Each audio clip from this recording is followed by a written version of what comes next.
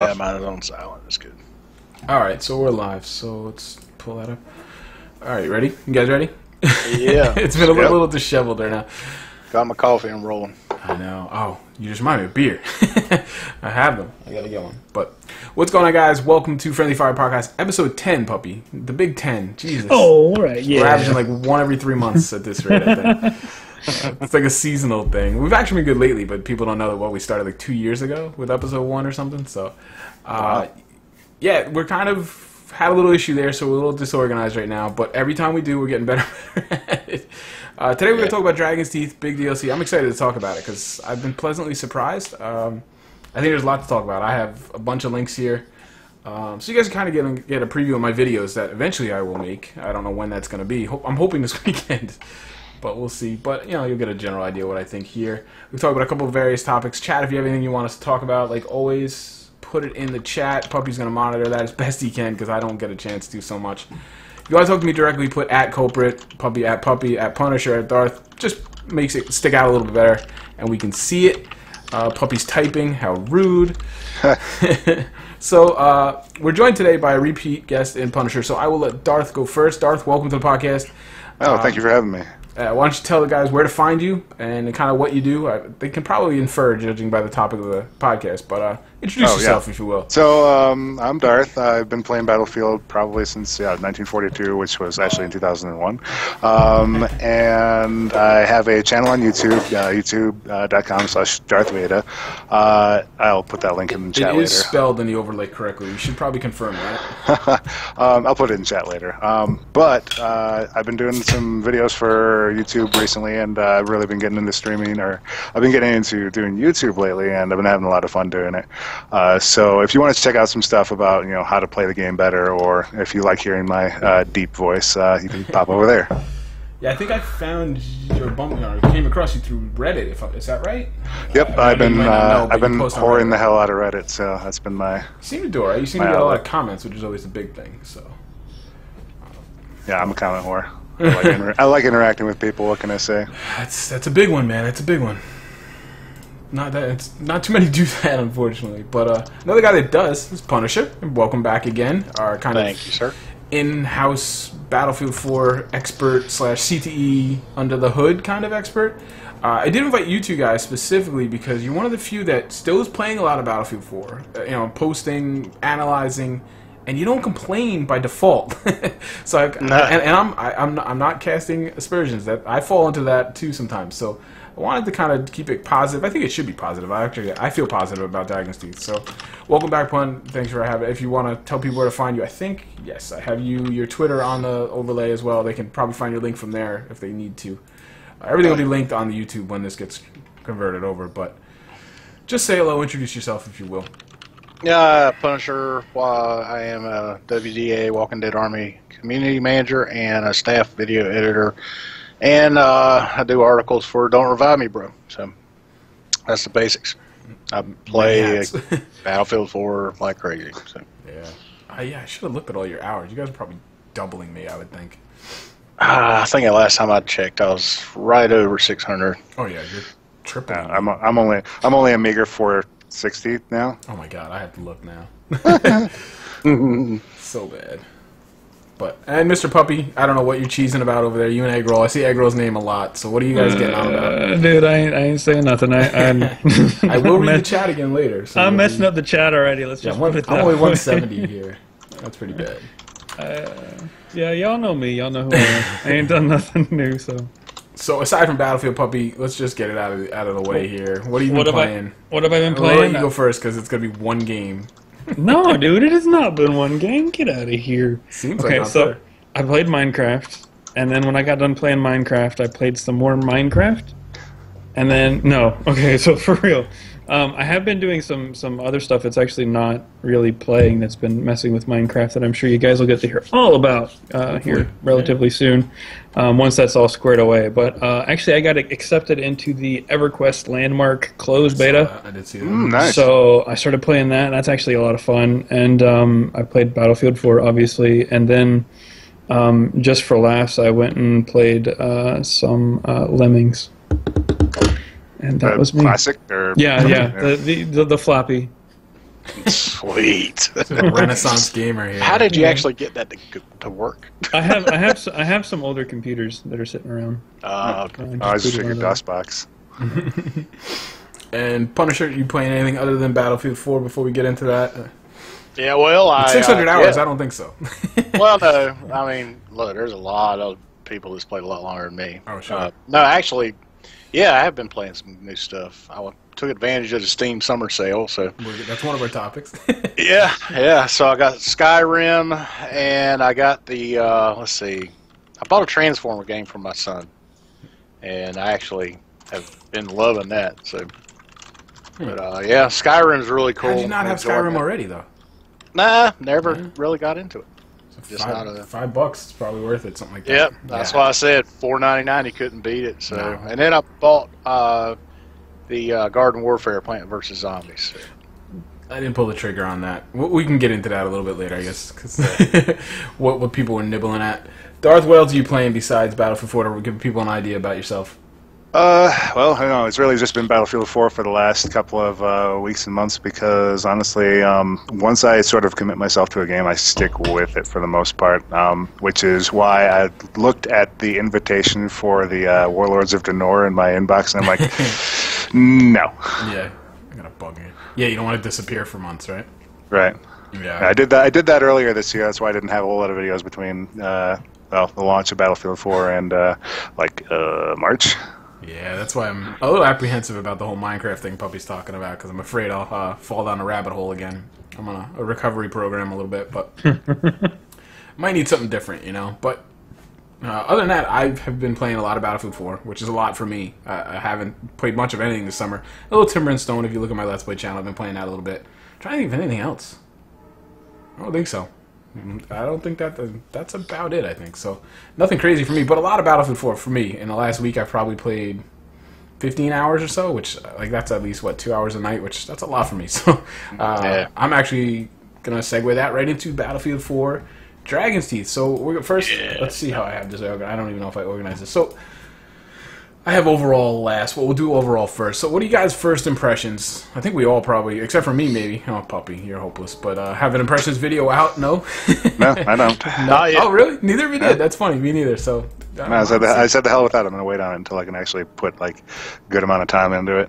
Yeah, well, that's what I say. But if I had a ton of time to play the first day, it would have been the first day. I just, I'd like to play more than 2 hours before I get my impressions.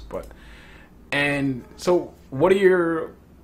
Puppy, have you played it at all? Tell me you've played it. Yeah, I do. Okay, because the other day you hadn't. You weren't playing, or according to Bumbles and stuff, you weren't really...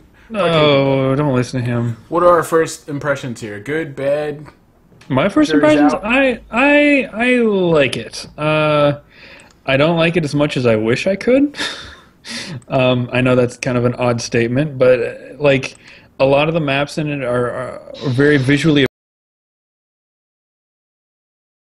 palettes that are behind them and everything. As far as just visual aesthetics go, I was really happy. Propaganda, dude, love that map. Just looking around at it. Yeah. So like my very first impressions was I was actually really pleased, and then I started getting the weapons or trying to get the weapons, and my opinion of it slowly went downhill from there. Starting with the assignment to get the Unica. The water. It wasn't the water. Oh. See, for me, the water part, that didn't bother me. I pulled out a 44 mag, jumped in the water. Was it hitting the switch? It was hitting the switch. Really? Because when I first started playing, I don't know why we decided to do this, but it was on a 64-man server. It was a line.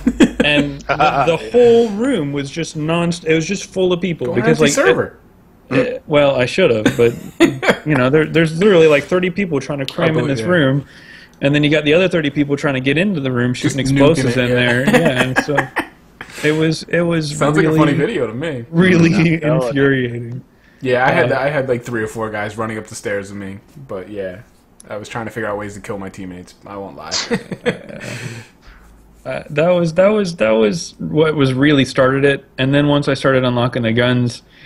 And you know, like I had seen the videos on some of the guys that had gotten their hands on the guns a little early. I know you PC guys, did you not all able? Were you not all able to get some of the guns? Yeah, I was using them on the CTE for a really long time, so they did it differently. Quite familiar with them. Same here. Okay, so like you guys had your hands on them already, and this was the first couple of days I've been able to have my hands on them, and I didn't use them.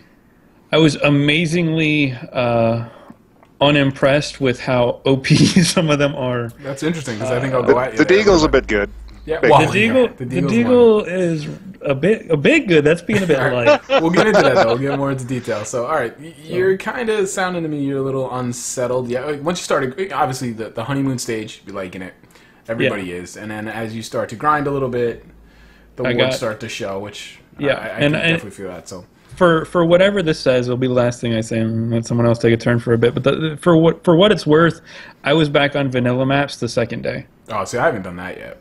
I'm not that far along, but all right. Punisher, what are you thinking? I'm going across. What's your vibe? You don't have to go into too much detail, but no, I like it. I think it's a good fit for me. I'm an infantry guy, so most of the maps are infantry centric.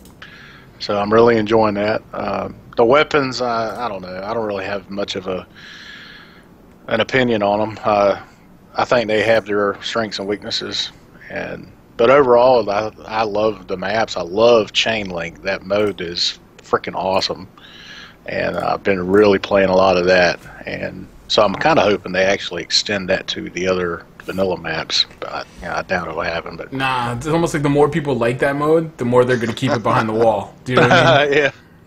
But I mean, overall, yeah, I give it 2 thumbs up. I think for me, it's probably my best map, my favorite map pack that they've come out with. Everybody's saying that, and I'm like, well, what else would have been the best? Like, I mean, not that everything's been bad, but like, Naval Strike was good, but yeah, there hasn't been that one DLC that you're just like, whoa. So it's like, not saying much to say it's the best DLC yet. It's like, I don't know. Even as excited as I was for Naval Strike and the Carrier Assault, and you guys know how excited I was for that, I still think that I'd have to agree. This is probably the best DLC so far. It just fits me better. It's the new DLC. So Darth, what do you got? What are you thinking? So for me, I think this is going to be my aftermath of Battlefield 4. Like, I love playing infantry, and I love maps that you can flank other people like crazy on. And combining the fact with that this expansion is all about infantry maps, and you have the Chain Link, which is all about flanking. And I pretty much laughed like an idiot all day. What was it, Tuesday morning or Wednesday morning when it was out? So I got in a lot of time then, and I got in a lot of time yesterday with you, and it's I have to say I'm loving this expansion pack so far. The weapons I've only just started to unlock, but I've been playing with them a lot on CTE, so I'm not in a really big hurry. Right. The Deagle will be interesting when I unlock it and finally start playing around with it. I've seen pretty much nobody on the CTE ever ran anything but that once it was available. Well, we'll get into it because apparently they're not going to nerf it, but we'll see about that. Yeah, I'm with you guys. I'm enjoying it. It's obviously brought me back. I was kind of like that abused spouse thing where I was like excited for the DLC, but I was like, I don't want to get my hopes up. Because before Battlefield you might get another armored kill. Well, that's kind of like this one is the one I identified right off the bat. I was like, this is me. This is going to be the aftermath DLC for me. I hope, So Naval Strike came along, pleasantly surprised me. I found some value in there for myself. Like I said, the storming the hill and all that stuff. So, but I was always like, if I get nothing out of this, no harm. Any value I find is a plus, right? This one I was like, I need this one to be good.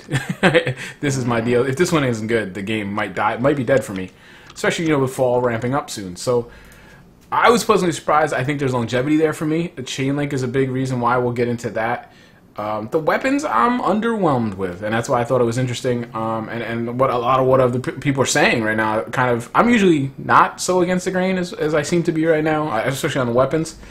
We'll get into that as well. But same with the maps. Some of the maps I like are different than, so I'm awfully different, but I like that. So, and I like where they went with this, and I'm not sure how much that is because of the change of studio. I guess time will tell on that, but it's a different vibe. It's definitely infantry, which that's what I love about it. So I haven't played any other maps than those maps all week, and 90% of those gameplays have been Chain Link. So it's all good for me. I'm excited. I'm looking. I kind of was like, not dreading this podcast, but I had that feeling of like, man, I kind of would rather just play tonight. So that's a pretty good sign, because usually we do this podcast because I don't have anything else to do. So what I'm going to do is we're going to go map by map. I figured that was the easiest way to do it, because everybody seems pretty divided on the map. So chat, before we get into that, what is your favorite map of the 4? What is your least favorite? And I'm going to see kind of how that syncs up with what we talk about. So we're going to lead off with Propaganda. I'd say this is the People's Champ. Seems to be the most popular one. I'm trying to think real quick. I'll let one of you guys go. I think if it's my favorite, my worst. But Darth, why don't you lead us off? What do you think about Propaganda? Any modes? I played TDM. I heard TDM's really good on this. I haven't really played much. I'm a TDM guy. I mostly played. What was it? I mostly played Chainlink on. Yeah, that's what I played. I gotta say that I've been enjoying the hell out of it. Everybody, yeah. I don't know. I'm trying to recall the map in my head because I have maybe like 2 or 3 hours. Like I can recall Lumphini really well because that's about all I seem to have gotten this last week. But yeah, no, I like all the others. I've been liking it. And I can talk more to the specifics of like, on Chainlink it feels like this, but I don't think we want to. Do we want to go into that kind of thing on it? But if you want to, I mean, if you think it, I mean, it doesn't bother me. Right, what we can do, we're going to talk about Chainlink as well, so you can. Okay, yeah, I'll leave my thoughts on Chainlink for later then. Punisher, what do you think about? Were you done, Darth? I'm sorry. Yeah, go ahead. Punisher, what do you got on Propaganda? What are your thoughts on that? I really think it's a good map. I wouldn't say it's my favorite. Actually, my favorite is Pearl City.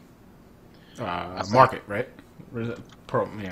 Pearl Market. Pearl Market. You see, yeah, I don't really know them all yet. Sorry. I've been calling it Sunken Garden for the week, so yeah. Yeah, Pearl Market. Yeah, that's the one I'm really enjoying.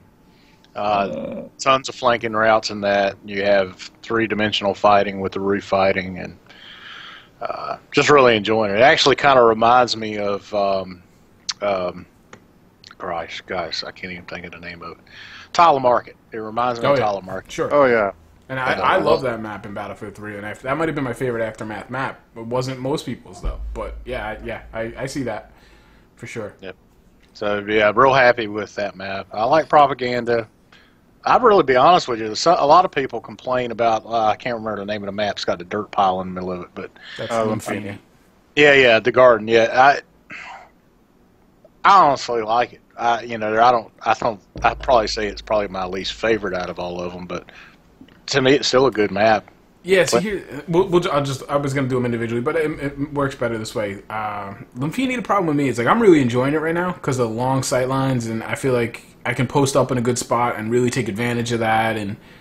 But I have this feeling, this nagging, and it's only been Chainlink, I think. I played TDM on it. That's a disaster. Oh, yeah. Oh, my God. It's like, I don't know. But, all right, you know what? If they only effed up TDM in this DLC, and I'm a TDM guy, I'm okay with that.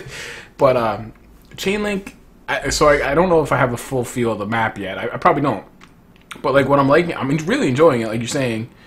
And I feel like my kind of positioning is going to be a strength for me on that map because it's mounds and hills and it's not real cover. But I have this sneaking feeling that like as I play it longer, I'm going to dislike it. You know what I mean? It's going to get to the point where either I'm going to get tired of it or other guys are going to figure out how to exploit it. And it's just going to be frustrating to me, you know, like because there isn't as much cover. So. Yeah. That one I don't know yet. I don't think I have one I dislike, but this one I could see like in 2 months being the one I'm like, yeah, I don't want to play that one.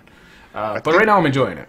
Yeah, I think Lumphini has the ability, once people figure out where all their spots are going to be probably one of the most annoying maps to play on, simply because I just did a review for Dawnbreaker, and I have to say that map is annoying as hell to play on from all the rooftops that people can get on, and there's just no cover you can hide from. And Lumphini, has that sort of 360 degrees you can be attacked from feeling.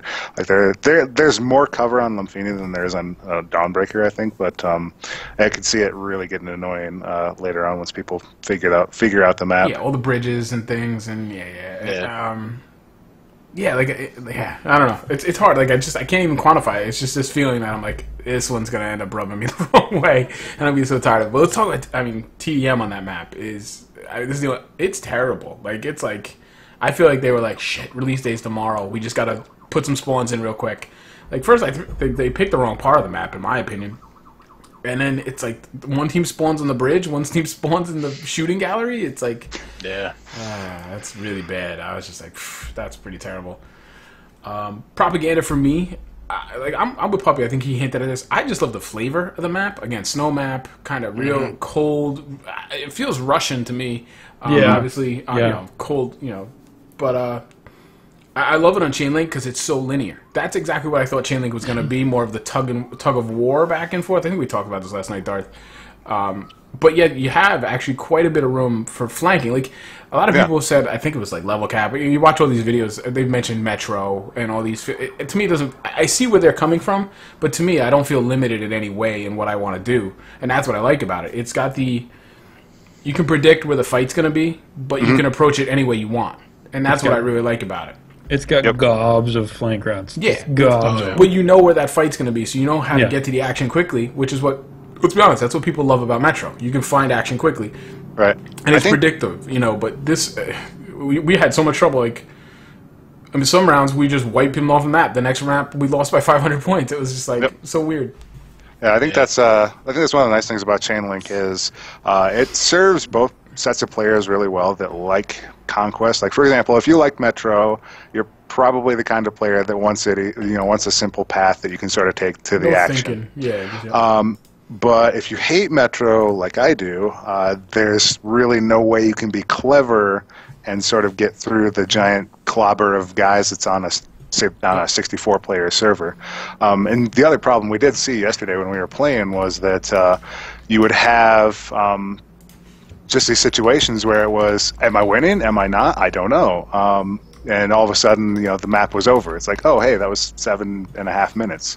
Yeah, and it feels like 2 minutes. Like you feel like you just run out because everybody runs to the middle flag. You have that push back, then maybe you start getting your push back, and then you're just about ready to kind of swing back and make your counterattack, and it's like game over. So I was talking with the guys from the server. Do you know them, Pun? Last night, the server we were playing on, I guess, because you tweeted Send and that was the guy. Hazards burned. I tweeted out back and forth. I'm like, what's the deal with the 10-minute time limit? It drives me nuts, you know, because those are the good matches that are tight and they hit the 10, and you're like, because we lost. There was a couple matches last night. We lost by under 100 points at like the 200 point level, which is nothing in Chain Link. That's like 30 seconds. So I was like, you know, and they said it's just, and I've seen it on a lot of servers, and it drives me crazy. I'm like, dude, double the tickets. Get rid of the time limit. It'll be like a 15-minute match, but the beauty of it is I think at that point we'll really like if one team's really killing the other team, it's going to go quick because how it ramps up, the bleed ramps up. So that'd be great because if they're in balance, you'll be done in 7-8 minutes.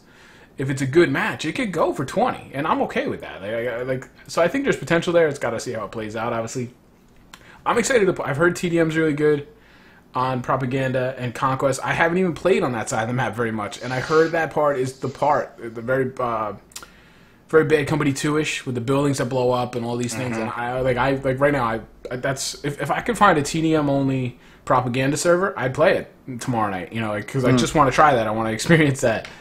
Because I actually had a buddy here who's playing, and he was playing TDM on that, and the left side of the train, as I understand it from watching him, is just a sniper range. It's just a huge, long, you know, we know that part of the map. And he was, like, so frustrated. I'm like, dude, go across the train. Get over there. I've heard good things. And finally, like, the last 2 minutes, he went over there, and I was just like, oh, my God, that looks like fun. Let me play. It never came back up around, and we had to go. But I heard, and so, that's it. Two impressions I think I have Propaganda. But the big one for me is Chainlink and how linear it is. Because the other ones aren't like that, and I'm going to get into that as we talk about Sunken Dragon. It's almost called The Garden again, and Pearl. Puppy, what do you think about, since we touched on Lumphini, we'll just kind of wrap that one up as well. Lumphini, that's the dirt pile. The dirt pile, yeah. No, I like that one. I will say this, and it kind of, I don't know if it'll transition into other stuff too, but I mean, for starters, I know you guys are kind of generally accepting of Chainlink and you all kind of enjoyed it. I think Chainlink is terrible. Not just terrible, but like awful. Really bad. Because I probably agree with you on some points. Because you can cap any point. You can go behind him and cap it. You can go in front of him and cap it. And, you know, like, I understand, like, the way they were going for it. But to me, it just seems like they went and they said, all right, we want something kind of like Conquest, but we're going to do the scoring a little bit differently. And it's basically Conquest, but with a crap ton more flags. I happen to agree. I think it could be better. We talked about this last night, Dart, while we were playing. My impressions, like you're saying, were a mix of either, like, they literally had to be, like, linked back to your home spawn, Like if you didn't have the full continuity, you weren't getting points. You could cap the other ones to break their links, but you didn't get points for those caps, kind of thing. But there's a lot. We were talking about. There's a lot of different variations you could have done with this. I think they really should have changed it up and just made it to where, like, to me, it seems like with a point, almost without saying it, it seems like it would be to kind of to linearize even a map that's not linear. To kind of drive that point and define a battlefront. Right. Like I worry on like a map like Propaganda. Let's imagine that it had to be synchronous to your spawn. That might make a map like Propaganda not so fun. That would almost be a Metro then. Like you literally, it's too. But like a map like Sunken, like the ones that are almost like a spider web in that case, that could be really interesting. But and like I was thinking too, you could tweak the spawns, like because now you can spawn on your teammates, beacons, flags. Like why not take away the spawning on flags? And now you're kind of removing. We're gonna get into this actually. Let's hold off on it. But do it. I'm almost with you. We'll hold off on Chandler. Let's just wrap up the maps real quick. Let's touch on Pearl Market. What do you think of Pearl Market? Pearl Market, I disliked it. This is the one that most people, public opinion seems to be their least favorite. To me, I didn't dislike it because of what the majority of the people feel like. Oh, it's just chaos, and it's if you tone down the player count a little bit and play on my Twitter feed, aren't you? Yeah, well, dude, I responded to it. If you just tone down. You just tone down the player count a little bit. It's a good map. It really is a good map, and I did have fun on it. But when I played it, it didn't matter which game mode I played, and I went through and played almost all of them. About the only game mode I did not get to was Obliteration. But even on like Rush, which I was gonna say, maybe I had to ask you guys about Rush because I haven't played it. I'm dying to, but go ahead. Hold on. But even on Rush, I feel like the market it lacked flow to me. It does, It felt like. I think. It felt like, all right, maybe it's because of my play style, but even when I'm playing with friends, we're not really sticking together as a squad, and I should probably reword that. And defibs. Let me reword that a little bit. They're not staying behind me as I charge suicidally forward. Wall of lead.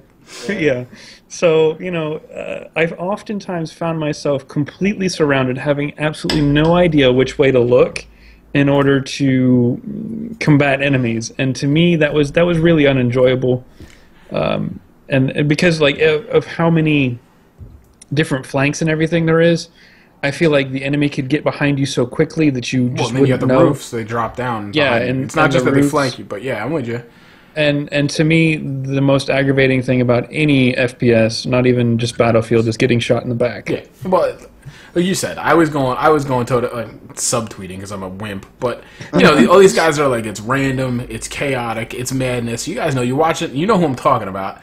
You're watching their footage, and it's 64 man, first week of the DLC. It's like, have you not played a FPS before? Like, stop playing the high pop servers and let it settle for a week. Don't make that video on day 2, you fucking nitwit. I'm sorry. Like, obviously, Ronku has a program with that as one of the things, but like whatever. There's no harm done there. Maybe there is though, because a lot of these people are panning this map. Where like I'm with probably, I think you said this was your favorite one, didn't you? Yeah. But like it's not my favorite right now. But as I'm saying, Lumphini in 2 months might be the one I least like to play. I think this one might have the most potential for long-term play because it's the most dynamic. It's the one you're really gonna have to kind of think about, I think, like, and really play to be good at. It's the people that play this map are gonna be good at this map. People that are afraid of this and timid of this map are gonna get stomped and they're gonna get run over because it's almost like Titanfall where you can like run up onto the roof, jump to that roof, jump down. It's like it's crazy like that. So I'm with Puppy. I'm a little bewildered on this map still, and I don't really know what the hell I'm doing. And like I said, the one that really gets me is the people jumping off the roof now. Like I can watch my 6, I can kind of listen for elements and play cautious, but it's when the guy parachutes down behind you and just kills you. You're like, okay, the third dimension, I think this map's going to end up being a lot like Flood Zone 2, basically, but without the flood. I'm one of the few players that loves Flood Zone, but I think a lot of the thing with Flood Zone and what it is on this map is you have to know all the ins and outs to really effectively use the space on, I forgot the name of it all of a sudden, Pearl Market. And I think if people are having a hard time early on, something they should probably consider is probably motion sensors of the tugs or something like that, so they can at least be aware of where people are around them. So much. But other than that, it's really learning the map, and I think some folks may have been doing this map a disservice by panning it early on when nobody knows anything and everybody's everywhere, like you were pointing out. That's exactly my feeling. I feel like the thing about it though is there's the map does not have defined routes. There's just so many different ways and angles that you can go about getting from point A to point B. Up, down, left, right, back. There's literally any way you want to go. Yeah. And I think it actually kind of confuses people a bit because they're not used to having so many different things to remember and learn. Well, look, what's the most popular map? 2 battlefields running. Metro. Move forward. Like, that's it. Like, that's my motto, man. Come listen, on, I can enjoy me. A good Metro match. I'm not hating on it, but there's no mystery as to why the herd likes certain maps, and this one is just like this. Like, it's a sandbox. You do what you want and go where you want, play it how you want, and it really doesn't matter the mode. The mode, you still can play the map the same almost on any of the modes because it's dynamic. I guess I hate using these marketing words, but it's the best word I can think of. Yeah. Because you can, like I said, like, all right, I'm on G, I want to go to F. I'm not going to run all the way around and run into armor. I haven't even played on Conquest, but I'm just assuming by the road, I'm just going to climb the roof, jump to that roof, Spider-Man down to that roof, and I'm like, I don't know, I can't think of another Battlefield map that has that. And the rub is that there's really no sniper nests. Like you're saying, Flood Zone, those tall buildings. That's what I hate on Flood Zone for very specific reasons. And that's, I hate climbing up and down the stairs when I fall off like an idiot. And I hate the guys that are up on the skyscrapers, a la Dawnbreaker, just raining down on you.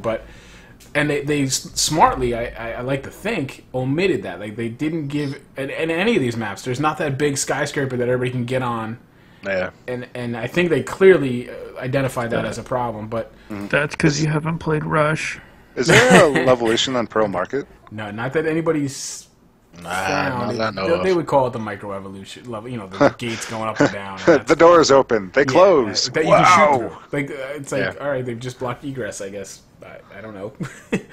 So, but yeah, this one, I don't know. Like I said, like, I could see this one being my favorite in the end because it's intriguing to me. But I guess, to be fair, I have to say it could also be one of my least favorites if it doesn't play out how I hope, and it's just confusing and annoying. But I think server pop is a big factor.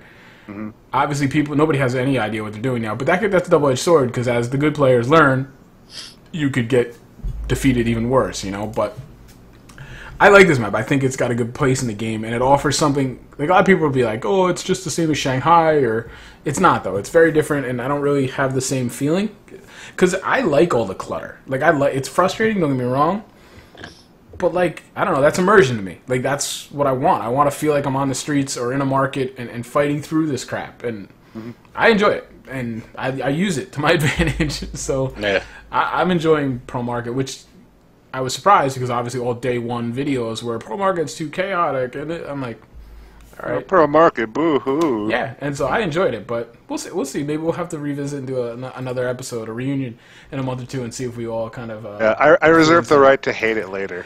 Yeah, absolutely, and I think that's fair. I do because I could see that. I think I might like it more, but I also may like it less. So, anything else on Pro Market, and then we'll finish up with the Sunken Dragon because. I'm all over on this one. I don't even know what I think. Well, let's hear it. All right, Prawn. I saw your reaction. What do you got on Sunken Garden? I don't even get it. Sunken. Sunken. What do you got on Sunken Hopes? Yeah, it's. I don't know. I think it's going to be one of those maps that I do the Levolution to get my unlocks and then move on to something else. I mean, I guess if you stay inside the boat or whatever, the barge, whatever it's supposed to be. I even hate that. Yeah. I hate that. I honestly don't even like that. I don't mind the fighting when you're on, like if you're playing Chain Link and you're on the side where all the skyscrapers are.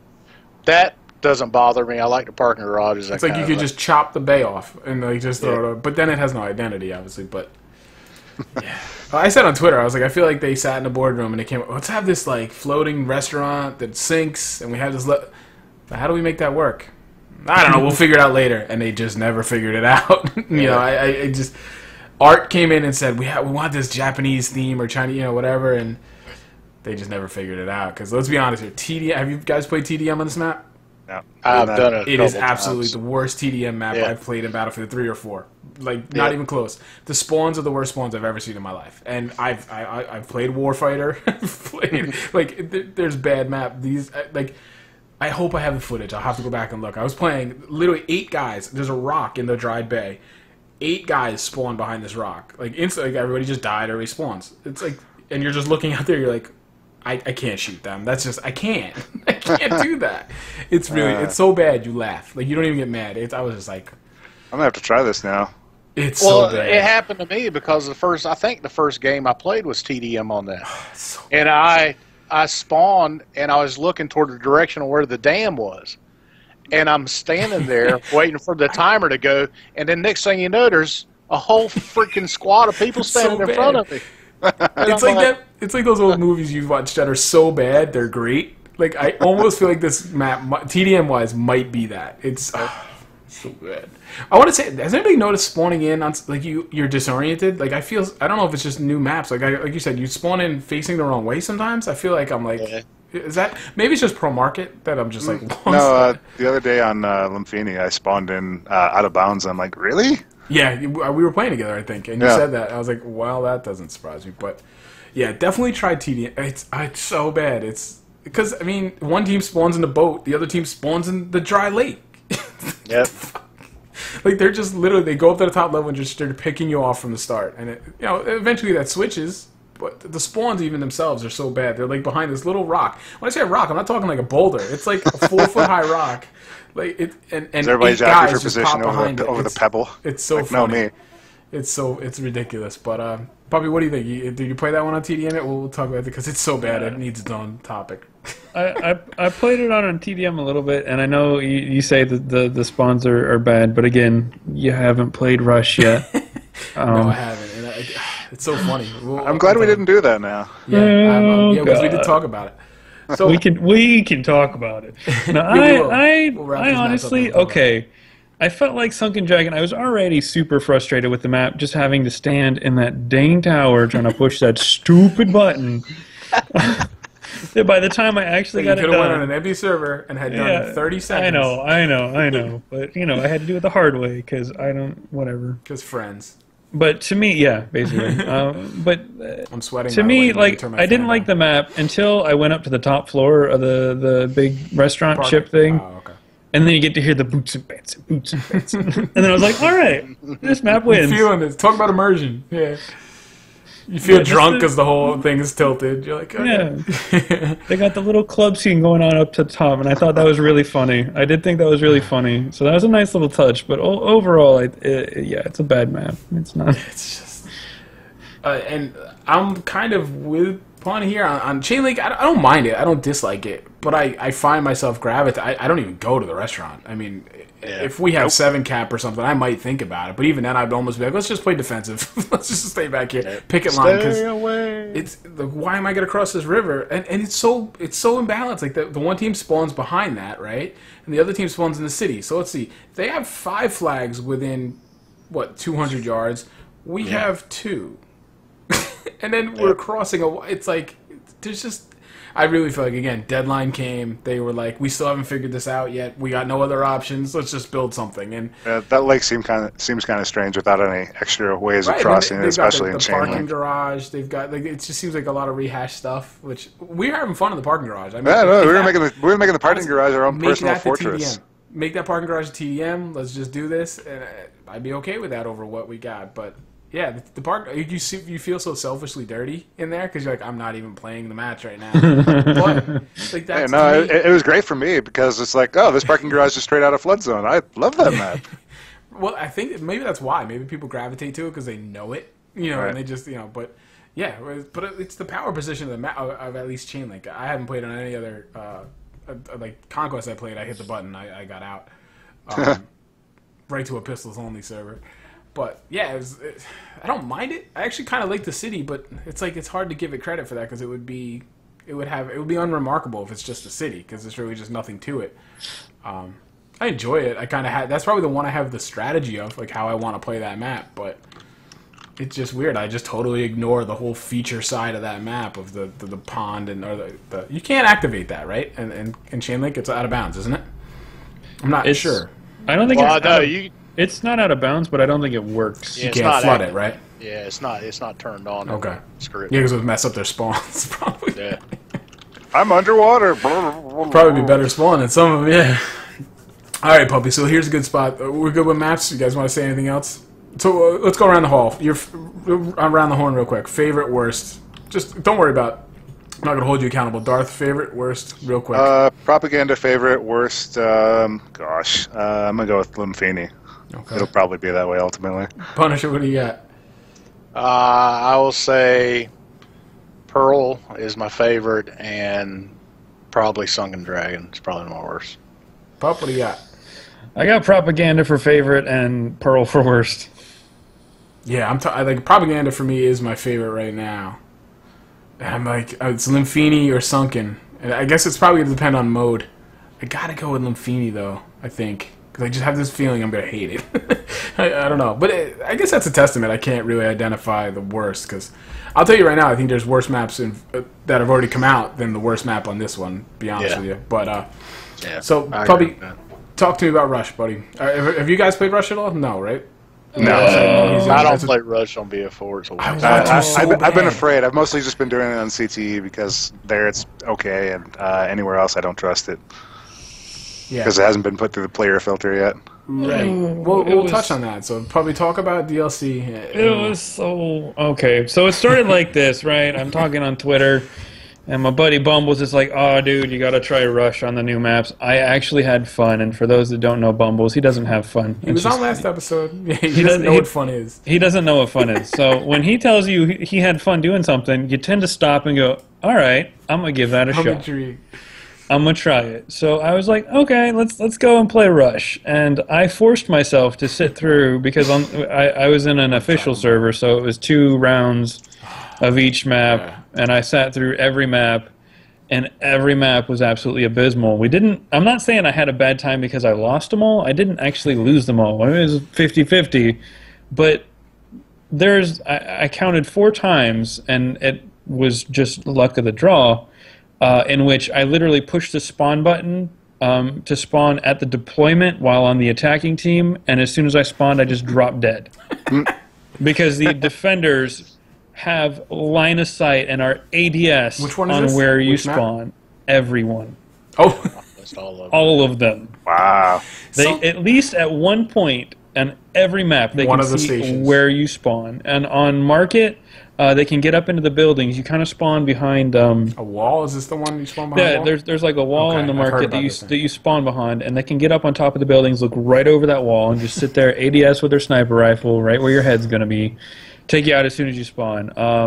It's so bad. On Sunken Dragon, this one is really funny, but also really bad. I found out the hard way. If you're attacking the first set of objectives, you actually parachute in, which is part of where I said no. You haven't played Rush yet. If you pull your parachute fast enough, you can get on top of buildings that are impossible to get on top of. Okay. And then you bust out your sniper rifle, and it's just like Dawnbreaker. They'll figure and that out. Yeah, they'll figure that out right away. Yep. yeah, so and it was every time I played. But if you're defending, what tends to happen while I was attacking, I pulled my parachute as soon as I spawned, and I got shot out of my parachute because they can just look and they see you. So Right, you're literally spawning right in front of them. So See, this is weird because like I've heard people raving about this on Twitter. Like I have no experience myself, but it's like I think that's the biggest thing about Dragon Seed right now is the reactions are so across the board. Yeah, they are. Either macro, like on the DLC itself, and like I said, maps are all over. The weapons we'll get into. It's like there's no singular voice. There's no singularity about this DLC at all. Which It could be that they just did a really good job of catering to everybody with this expansion. that could be a good thing. That could be you're not gonna hit home run on everything. I don't expect that. Sure was hoping Rush would be a little bit better. I was hoping Rush would be better too, especially because in Battlefield 3 that was my main squeeze. Yeah, I and miss even Rush. in Bad Company 2, that was what I was all about. But yeah, I'd stay away from it. Like I said, even the objectives, I think they did a little bit better job with this time around. They're not so close together. That's one thing I have heard is the MCOMs Yeah. are actually physically in better Yeah, the MCOMs are in physically better spots, but just the way that the spawns work and where they position everyone is a little goofy, I think. And one of the other things that's really goofy about Sunken Dragon is actually the attackers spawn and they parachute down for that first MCOM, and you literally run straight at it. But the defenders actually spawn in a building across the street. So you have to cross the street, which has maybe 2 cars as cover. You have to cross the street to dig in. So I'm not sure what they were really thinking, honestly. Maybe they're waiting for the CT or the CTE's smoke buff to come through. Yeah, something. Maybe these rush maps are just going to go right to the head of the line on CTE. But, we should hope so. I was actually talking to Dice Firewall, who wasn't involved in this. He's a level designer. I don't know if you guys are familiar. He's great. He's one of my favorite Dice people because he will talk to you. I love his hair. Yeah. You know, just a good guy, all around good guy. So I don't want to kind of act like I'm getting on him. You know, just chatting. He did a Q&A basically about. It was more for like people. I think Punish, you were talking to him about project management and stuff. Yep. Like, if you want to get into it, ask me questions about design. And I just took the opportunity to harass him. And I think what did he say? He said conquest, domination. Was it obliteration? Was the third one? I should look. I can't. I'm never gonna find it now. But what they prioritized on design, it was definitely conquest. Oh, I'm sure it was conquest, domination, and obliteration. Is that what it was? The third was obliteration. Yeah, they're all to me are well designed. Yeah, I think that's it was definitely conquest and domination because I was surprised domination was number 2. It's telling the rush isn't in that list. Yeah, no, they've already said that. They've said rushes. I mean, I think that's evident by the vanilla maps. But yeah, I was kind of surprised by that, and I even asked him. I was like, "Any chance we'll ever get like multiple TDM maps on one map?" He said, "No." It was like it just seems like such a waste, but. I just thought that was interesting. I think they target. I mean, again, he doesn't design these maps or all maps, obviously, but I mean, you think the philosophy's got to be relatively across the board. Conquest is clearly their priority, which I mean, I guess it's a tangent, but do you think that's really the most popular game mode still, or is that just a classic? Oh yeah, almost certainly. I feel like that's what defines the series as a whole. Because I never play it. Like that's. I mean, I know I'm not the most normal Battlefield player, but well, that's Battlefield's fingerprint. I mean, right. That's what I mean. Is it their legacy, or is it really the mode that most people want to play? I mean, that's what they say their analytics say. So, I think it genuinely is one of their most played modes. I don't know about domination. That's the one that I've been mainly grinding on for Battlefield 4. I mean, that's why. But that's mainly just because Rush really is bad. Like, you know, and it's fun, you know, and just to touch on domination on the new maps, I love domination on all the maps, even the Pearl Market, which, you know, is the one map that I like the least. Playing domination on it was a blast. I had an absolute blast. They did a great job for domination. So yeah, it's interesting. Yeah, I mean, I would definitely think Conquest is the most popular one about Battlefield 4, but you said it doesn't really have any competition. We have a lot of game modes, but we just don't have those big, you know, the main game modes. So I just thought that was interesting. So yeah, well, my theory about Diffuse. Yeah, well, my theory behind it is you got Conquest that appeases all your vehicle guys. Yeah, vehicles. That's well. Then you got your guys that play domination because they're primarily infantry focused, and there really hasn't been a strong BF4 infantry map. No. For the vanilla maps, they've been very vehicle centric. Open. So you have those guys that do the vehicles. You have the guys that do domination, but then every now and then they'll cross over and play Conquest also. So I think that's where the popularity of Conquest that makes a lot of sense. Yeah, I would agree. Let's hope. I mean, I've been hearing. I mean, how's Conquest on this DLC? I haven't played a lot of it. Like I said, just for. I've played small Conquest. I stay away from 64 players. It's just not. It doesn't appeal to me. Small Conquest is actually really good, and it's infantry centric. Yeah, it's obviously tilted towards the infantry, which again appeals to me. A la Aftermath, and you know, like that's just how I think it works. I'm not a vehicle guy, so it's easy for me to say. You know, the vehicles support the infantry. That's how it's just they support each other, obviously, but you know, you can't just go off on your own as a vehicle and dominate. I think you need the support, but I think that's how it works best. Easy for me to say because I'm never in the tank, obviously, but yeah. All right, so let's talk about the weapons and the gadgets. I guess we'll also talk. I have no experience with the shield yet, so I can't comment. Oh, geez, I should have known. But let's talk about the weapons first. Bulldog, I guess we'll start right at the top. What do you guys think about the Bulldog? I think we're going to be a little all over the map here. Again, it's so diverse. You really think so? Yeah, I do. Okay, So, go let's ahead, hear it. Bobby. What do you? 'Cause I know where you are. You mentioned it a little bit. Why don't you lead us The off? thing is OP. Thing is OP. I'm not complaining about it because Right. honestly, I've gotten to the point in Battlefield where I've kind of just come to the conclusion of either use it or die to it. I hate feeling that way, but that's genuinely what it is.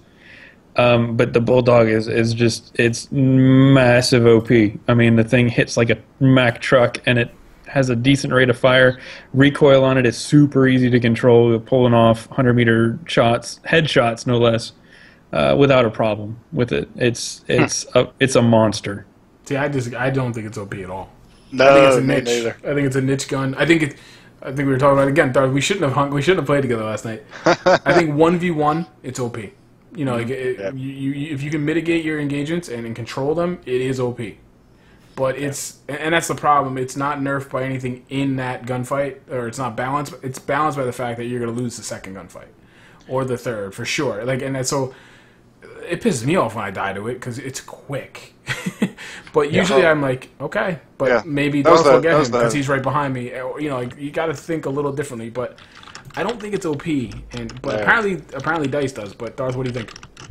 So yeah, that was the thing we were talking about last night. Even was that it really dominates in close range, but I think it really falls apart in the longer range. Like, so many of these maps are close range. So if you're playing a lot of these maps, I feel like, well, with the exception of Sunken, I feel like if you're playing a lot of these maps with the Bulldog, you'll feel like it's the greatest gun ever.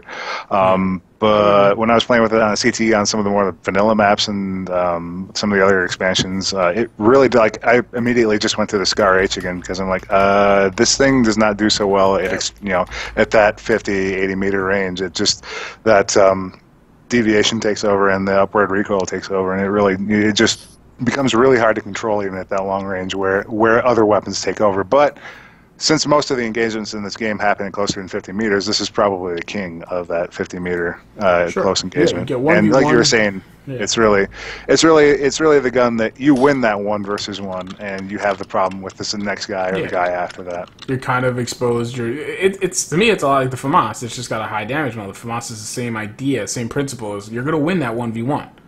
What do you do about the second guy? Well, now luckily you got the Deagle. Just whip out the Deagle, you're good. But we'll get to that in a minute. So, Paul, what do you think about the go ahead if you're not finished. Yeah, I think if I were to change one thing about it, I would probably make the reload time longer. That would make it less. I already of a think threat. it's pretty long, to be honest, for these maps, obviously. So yeah. Yeah, I've had a lot of experience playing with it in the CTE, and I absolutely hated it the whole time. I couldn't stand it. To me, I'm like you. I love the AEK. You hate the AEK because you just can't figure it out. Yeah, I can't. Well, that's how I am with it. Yeah, it just doesn't fit me. Yeah, I just cannot figure it out. What I've been doing with it is just micro bursting the crap out of it. But I think the recoil, to me, I just have a real hard time getting used to the recoil. I'm like you. It's like hitting a brick wall, though. If you get shot by that thing, you're done. Yeah, you do. And you have to just take a breath for a minute and be like, all right, he got me. You know, like, he might have gotten one in the head and you're just done. But yeah, that's the thing with the 34-25 damage model in this game is based on the update rate in this game. Like, once you start getting shot by that, you have no time to respond. No, and if somebody has you squared on. It's not like that's new to the game. That's the way it's been. Like, first, I'm gonna say I love the way it sounds. I don't know why. I love the way it sounds. Like, I use it just for that. Yeah. Like right now, I'm using it right now just to do a weapon review on it. So I'm trying to get 500-600 kills on it. Use it in all different modes. But I was telling you last night, I was like, I think when I'm done, I might put it down. Like, I don't think it's gonna be my primary. Will it be that gun if we're trying to take a point and it's gonna be CQ? Yeah, maybe. But it's gonna be that niche weapon in my locker. It's opposed to the 416, the 8. That's just these all-around weapons. I think I'd probably still even prefer the Scar H to it, to be quite honest. Yeah. Since I'm more, especially if you're going back to the vanilla maps. You know, if we're just talking Dragon's Teeth, it's probably more of a neck-and-neck battle. But yeah, I mean, a lot of people like Puppy. I understand why people really get frustrated because you're seeing it. It's everywhere. It's like the kill feed is all bullpup and deagles, bulldogs and deagles. But let me just put it to you this way, and I don't know if you've tried this or if you guys can do this on PC. And I imagine you can. Why wouldn't you be able to? Anyway, like I said, after day 2, I went back and played vanilla maps. I took my Bulldog and my Deagle over to the vanilla maps, and I laid everybody to waste. I was dragging down 5.0 KDs, and the only people I died to were people using the Bulldog.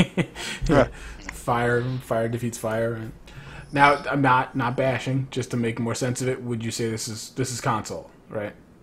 Well, yeah. No, I'm asking. Have you used it on PC? Like, how does it translate? I don't have the DLCs for PC, unfortunately. Oh, that's right. Okay, all right. So, yeah, I was just gonna say, does it feel the same in both? Because I don't think any of us have that ability to play both.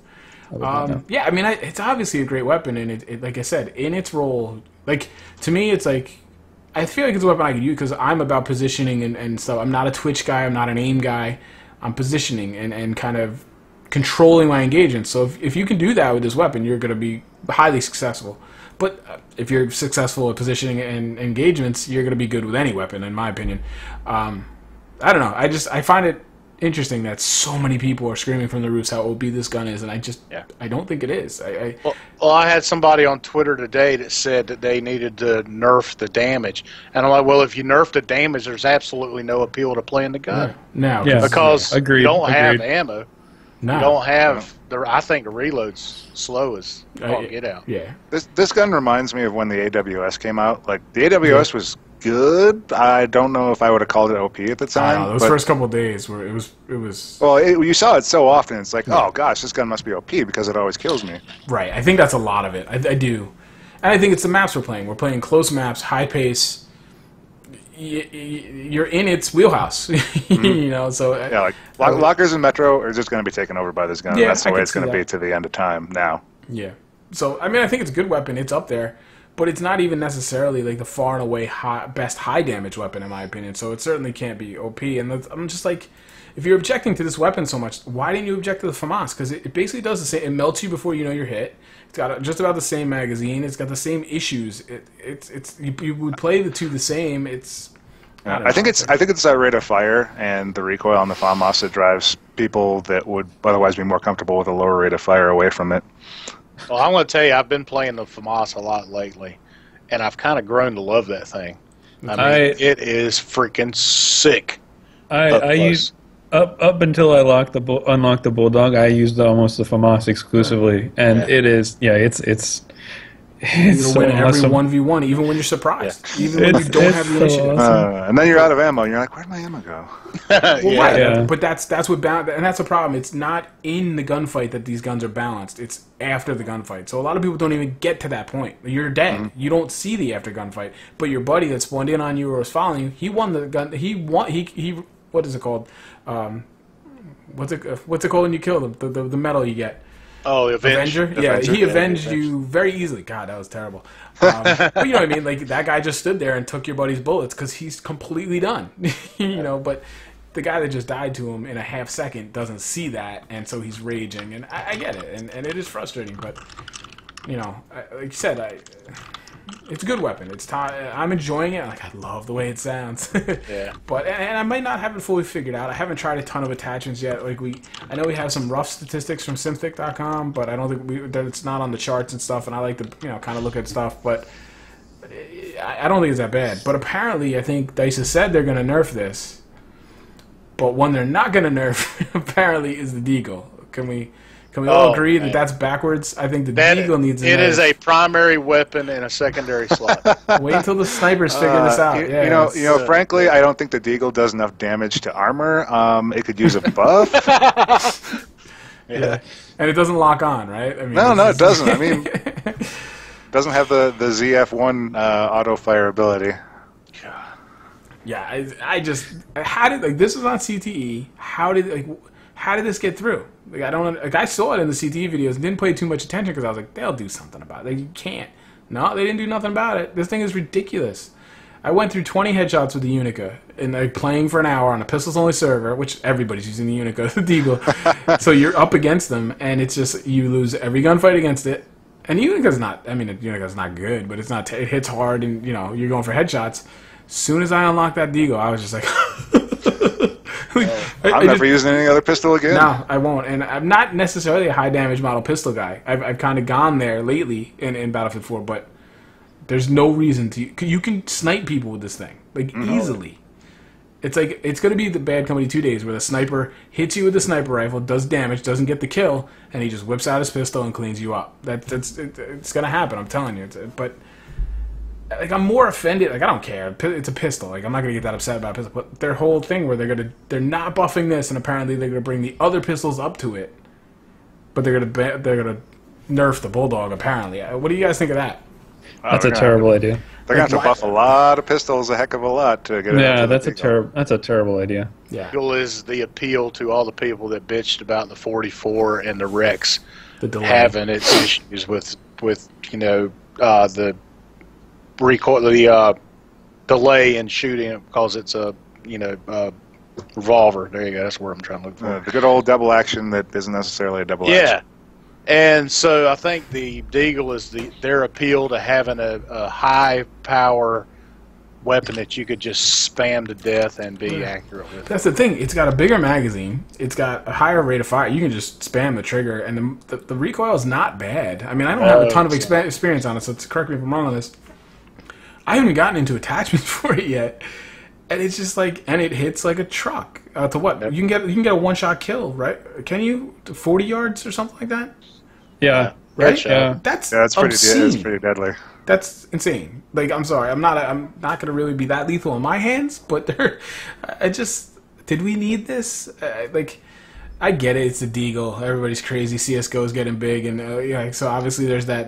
I don't want to say nostalgia, but it's a popular weapon, and you gotta do it justice. It's gotta hit hard. Yeah. But it doesn't. Does it have a weakness? Does it? I haven't seen it. Here's something that I wish. The only weakness it has is my opponent can use it. That's it. Here's the thing I really wish they would have implemented a little bit better, which they clearly didn't. And if they had just done this, I personally would have been okay with the damage model and the fire rate and the reload of the Deagle, and just increase the switch time. Make the Deagle a gun that takes just a little bit longer to pull out. Yeah. To me, I feel like that would have been enough, because if you got killed by it, then either you really missed the hell out of that person. Sure. Or that person had a great deal of time to go ahead and switch. So, why not run around with it as a primary, right? Yeah, or run around with it as a primary. Are there any guns in the game that have variable switch time in their class? No, they're all the same. They're all the same. Huh. And see, I really wish they would have implemented that. I feel like it could have gone a long way. They did implement it kind of with ADSing, but like you can start firing at the same time. You can switch and fire with every gun, but like your LMGs are going to ADS a little slower. It would have just given them another variable to balance things. It would have given them another. So yeah, I mean, I could get on board with that. I mean, yeah, it needs something. Like, again, it's a pistol. I don't really care, to be quite honest. It's not gonna. But I'm more upset about the whole notion that we're gonna buff all the So what? Now we need more lethality. You already die so quickly in this game because it's like no. If anything, you should be toning things down, in my opinion. Well, that's maybe another podcast, but I was just like, so you're gonna nerf the Bulldog, which I think is actually fairly well balanced, to be quite honest with you. Yeah, I do too. And you're gonna leave the Deagle and buff all. So I mean, what I gather is, I guess they're probably looking to remove the delay in the revolvers. The Magnum, the SW. SW40 doesn't have it, right? Or it has lesser. Never used it. I'm not a revolver. At the onset, it didn't, and then they introduced one. I think. Oh, that's great. I think it has one. And they reduced the delay in the Magnum and the Rex.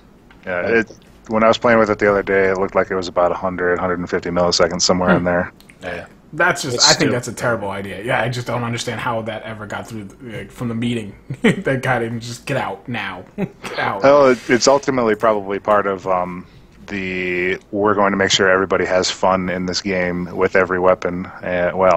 And that being sort of the go-to weapon for the pro players that could, really get off those headshots. And I guess they're looking for a way maybe to try and figure out a way that they could sort of nerf down the pro players with that thing. Well, bringing down the ceiling, yeah. I mean, that's been a trend they obviously did. But so add a delay to the second shot, but you don't. I don't know. It seems weird to me. It seems backwards thinking. But I think your idea is right. They've definitely compressed the skill ceiling, obviously, or the skill gap. I don't know. I'm still shaking my head about that. I just do not understand. But hopefully the CTE will set them straight. But it didn't on the Deagle. So anybody use the shield? I have not. I know Puppy, you're criminating, but I've gone against it, and I haven't. Yeah. First of all, does the chat tell me that? I heard the Deagle shoots through it. Is that does. So it shoots Yeah, through it the does. Riot shield. Yeah. Well, I think it's all the of your weird magnum revolvers bullets, okay. all of your magnum bullets, your heavy-hitting pistols, your heavy-hitting sniper rifles like your SRR and your M98 will shoot So through in it. essence, you put in this new gadget, this shield, and you also introduce something in the same DLC that just totally negates it. So now I see a shield, I'm just going to my secondary and see you later, pal. Like I don't know. It doesn't. It's kind of foolish to me. But what say you about the shield, Pop? I'd say it's exactly what you could probably guess it's gonna be. It's ultimately useless. It's very gimmicky, and in the hands of somebody that just feels like trolling, it is a riot. It's amazingly funny. That's why they call it the Riot Shield. Yeah, Yeah. them puns. But I mean, that's basically it. You know, I derped around with it and was just messing with people. I got some teammates trapped in a corner with it. You know. That was the extent of it, really. I mean, you know, if anyone I tried to go toe to toe with, usually either they had a eunuch or a Deagle on them, or you know, they tossed an impact at my face and that killed me. That's what I've been doing. Yeah. Yeah. So I mean, as far as like actually going against bad guys, up close, it was really useless. Now far away, usually people didn't figure it out. I don't know why. But you know, if you're a decent distance away and you're trying to push up in a lane, usually I could pull it out and kind of just crouch walk and have some people come up behind me, you know, spraying the whole time, and we'd get to move up some. But just because we gain a couple meters of positioning didn't mean that we actually pulled anything special off, because they knew we were there. Is there a tactical use to this? Do we think, or is this just going to fade away like all the other kind of? It will fade away. I don't think there's enough that you could possibly do with it. You might could really mess somebody up and trip them up, but they're still going to kill you. They nerfed the bash, right? Because I remember seeing it on CTE. All right, good. It used to be one shot, which was probably was not crazy. good, and now it's not one shot, and I don't think I've seen anybody use it for that purpose. So. I saw somebody running around trying to. I don't know if it was when we were playing. It was on. I remember it. Propaganda guy. I don't know. Maybe the guy wasn't hitting him, but he was clearly chasing the guy around, and I'm like, "What the hell is going on here?" It's not going to happen, guys. Just stop chasing. Yeah, and eventually I killed the guy just because I was like, "All right, you had your shot." I don't know what was going on. I think the Riot Shield will have its place on lockers and Metro and places that just have the sort of insurmountable passageway that can't be overcome. But at the same time, like enough explosives, they're just going to put that thing down really quick. So it's got its limited uses. I think. It'll be one of those, like you were saying, it's going to be one of those gimmick gadgets that just comes out every once in a while. You're like, oh, hey, it's that thing again. Yeah, it's not worth getting riled up about. All right, go ahead. I will say this. This is kind of random tangent, but one time while I was using it, I did manage to get my knife button or my melee button and my crouch and stand button confused, and I imagine I probably looked like the derpiest dude out there trying to knife somebody and just we're having a seizure. Put a wallet in his mouth. What do we? I'm going to touch quick on. I don't even know we'll get there, but the MPX, right? That's what it's called. What do we think of that? Except for the fact that it's on the engineer kit and there's really no reason to run engineer. But back to vanilla, there will be, but. There's really no reason to run PDWs, which is a big fundamental mistake. But aside from that, I've heard this guns. I've unlocked it. I haven't used. I'm playing Chain Link on Dragon's Teeth. There's really not any reason to run engineer. What do you think, the Doug? MPX is a hip-fire monster. Oh my gosh, I love that weapon when I was playing with it on the CTE, and I can't wait to unlock it this weekend. It's just incredible. Like that rate of fire on the hip-fire is just holy cow. Like that's the only PDW I will use from now on, no doubt. How is it at? I mean, I know they're not supposed to be at range, but can it like range? Not so good. So if you're on a map that has really long sight lines, probably shouldn't be using a PDW to begin with, anyways. I was gonna say over the course of your play. I mean, is there any reason not to go with carbine, whatever? I mean, that's always my dilemma. I don't play engineer a lot to begin with, but even when I do, I'm like, how do I not take like an ACWR, AK5C? I don't see a reason. Like I don't know. Like I said, I think that's a fundamental mistake. I don't play any PDWs up until here recently, and the only reason I played the weapon that I chose is because I kept getting killed by the frickin' thing. So I chose and messed around with the SR2.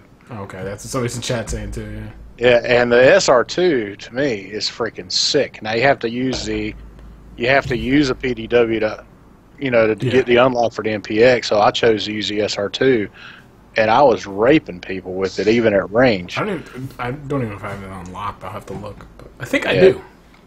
But I've gotten the MPX unlocked, and even with it, playing it in a CTE, it reminds me a lot if you think of the MP7.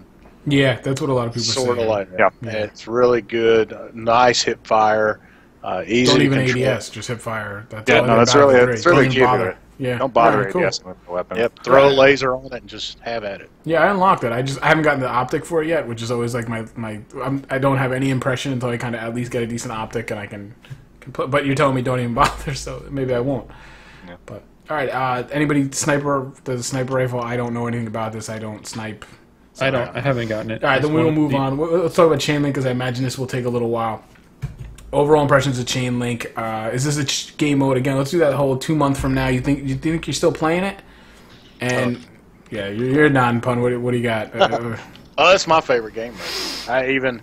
I looked at it, and after playing it a couple nights, I was just like, crap, I won't play anything else because it really meets. It's the best of everything that I want in Battlefield. That's how I feel. It's like the sweet spot of. It's a more intelligent domination, but it's not this whole I'm running 400 meters from every flag conquest. I just don't have the time to. Like, I want action, and there's plenty of it with this game. Like, do I think it could be better? As we were talking to Puppy, yes. But I make some changes, sure, but I can't. So. I'm very curious to see how the strategy kind of vets itself out in time. Some people aren't going to pay any attention to it, but we were even talking to it with spawn beacons and things the other night. I think there's a lot of potential there for a really good coordinated squad, and I hope we're going to show that at some point. To really, I think this is one of those modes, a good squad playing smart. It's just one squad or even one person, I think, can have an effect on this game mode, and that's what I like as well because I play solo a lot. So, yeah.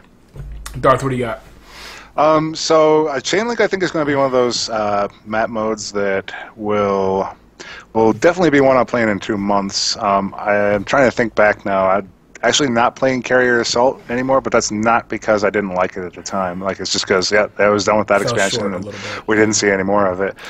So I'm curious to see if they introduce chain link into the following expansion, or if that's just going to be for this one only. That'll probably really be the telling sign of whether I keep on playing it or everybody else keeps on playing it or anything like that. If it's popular, I think they should, because it's another, again, incentive. They did it with Capture the Flag now, which I don't think anybody plays Capture the Flag anyway, but if people are really enjoying the mode, put it in another DLC, so it's going to make those people be like, maybe I will put the money up, I want to play this. So I think the biggest weakness of this game mode, though, is the one that we were having yesterday, was just, am I affecting the outcome of the game? What's the, am I winning? I don't know. My biggest thing, and this is domination, is like, I feel like any flag I leave gets capped immediately after it. We can't hold anything, and that's just pub servers, and I know that, but I feel like this mode is even, because it's that quick capping, and it's just like, I feel like if I don't sit down and camp on this flag, they're gonna get it. So it's like I'm trying to formulate strategies where I can deflag on Sunken Garden. Here's your 64-player strategy. Everybody runs support and throws down claymores over all the points. That'll happen. 32 claymores everywhere. But that's what like a Sunken Dragon. I'm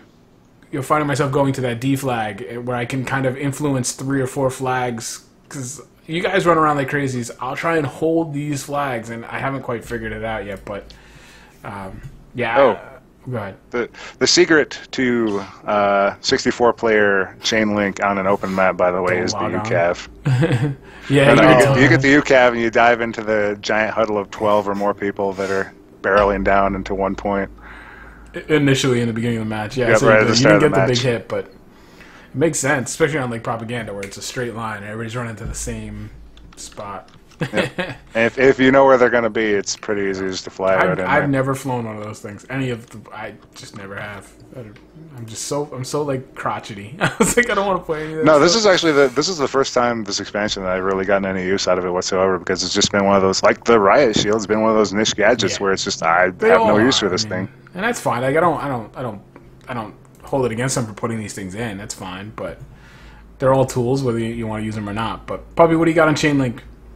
You said you didn't like it, so let's Didn't hear like it. Didn't like it, man. I just Tell like me I why. said, I feel like it's because it's basically Conquest with a different rule set to me. That is exactly what it is to me on infantry maps, and I feel like, well, instead of doing that, why didn't you just give me Conquest but with more maps? Or with not maps, but with more flags instead of this weird rule set that I don't know, if we're winning or losing or what's happening.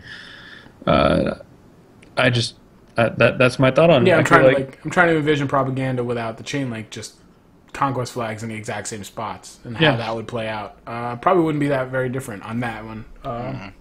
I'm sorry. Go ahead. I'll let you finish before I cut you off. that's my only real thought on it. I mean, I feel like it had potential to be something cool.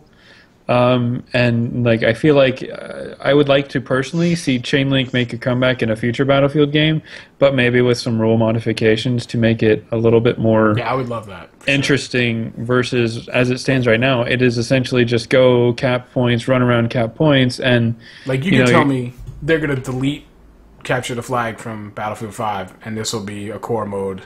I'd be Yeah. all for that. yeah, I'd be okay with that. With It's some just modifications. just tweak it a bit, Yep, and sure. and yeah, I think I'll be it okay could definitely be improved. I think it's familiar enough that anybody can jump on and play. The scoring is sure. a little weird, but what you're supposed to be doing is the same.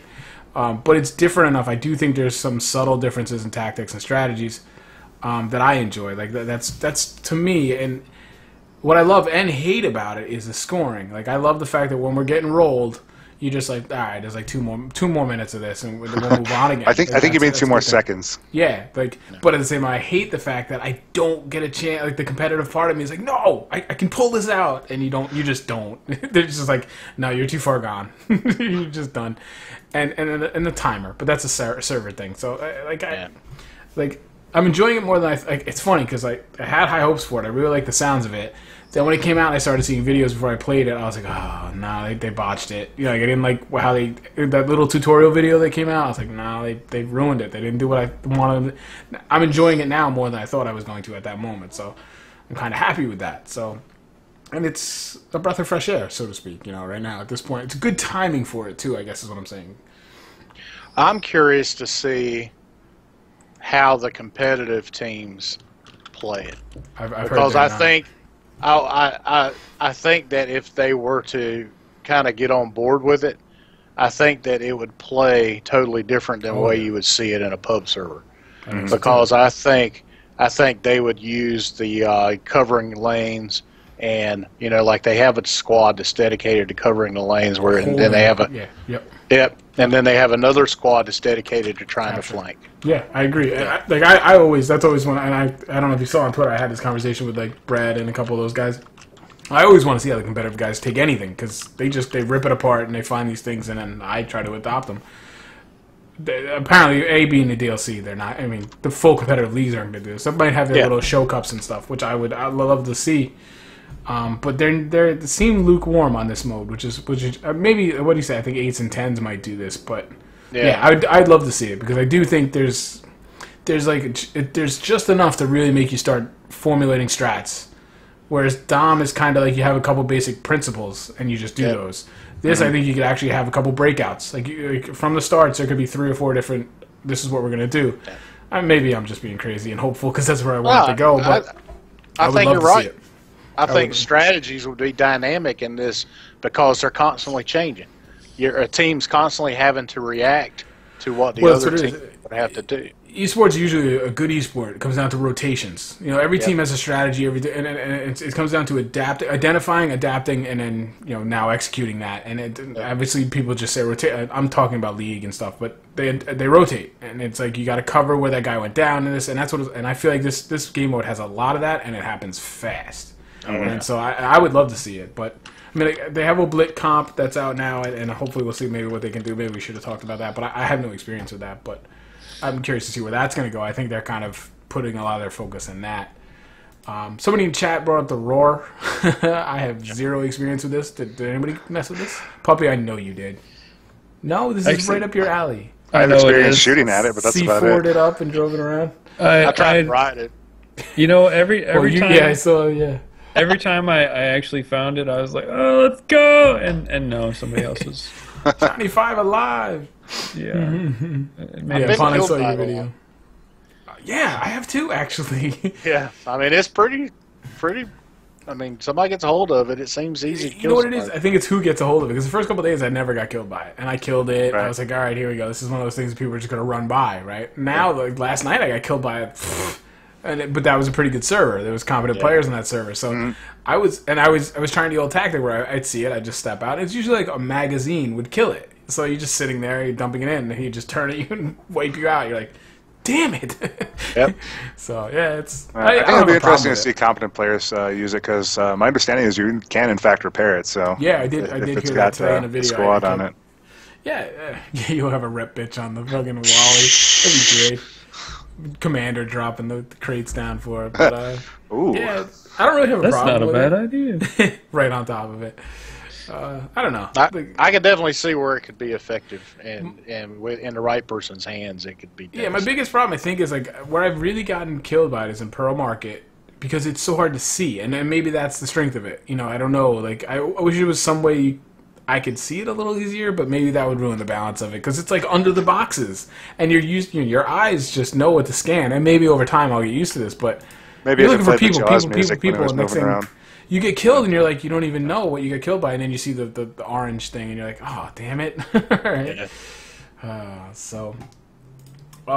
Yeah, let's talk about something that you guys are all probably going to groan. I don't know if probably Easter eggs. Are we into Easter eggs? I'm actually to be honest. Chat, tell me, did Jack Frags discover anything since we went live? Because he's been hot on the trail, and there's been a lot of people bitching that he's stealing their shit. But it's that I'm more interested in that than I am with the Easter eggs. But go ahead, bud. Well, you're right. I think I'm more interested in seeing how it folds out than I am actually looking for it myself. I'll tell you, I like the community pulling together. Megalodon and stuff it did. I mean, we need more things like that, so I don't have any problem with this, but I just couldn't care less, to be honest. But, yeah, I mean, I was kind of a little bit of a grumpy old man about it. I was like, I wasted resources, and, but talking to Dennis, Dice Firewall again, I get the feeling like they really enjoy making these. And, they do their hard work, whether you love, hate Dice, or you think their work's good or bad. They work hard at their job. And at the end, it feels like this thing is like the last 2 weeks, they're wrapping up, and they're like, all right, guys, let's have a meeting, let's come up with some ideas, and then we'll do these. Obviously, at this point, they probably have a story arc that they have to do. And they seem to enjoy it. And I'm sure it's probably a lot of fun for them to watch these guys now go crazy. So I'm like, you know what? There's nothing bad about this. It's kind of fun. Not my thing. Like I said, I'm more into the drama and watching. Yeah. It's hilarious to me because it's just, people get so upset. It's funny to me when they actually eventually find them, and it's interesting. It's like, oh, hey, there's a Megalodon in the map. That's really cool. But Yeah, would it I was spend 140 hours of my week to find it? No, I don't think so. I like a good mystery.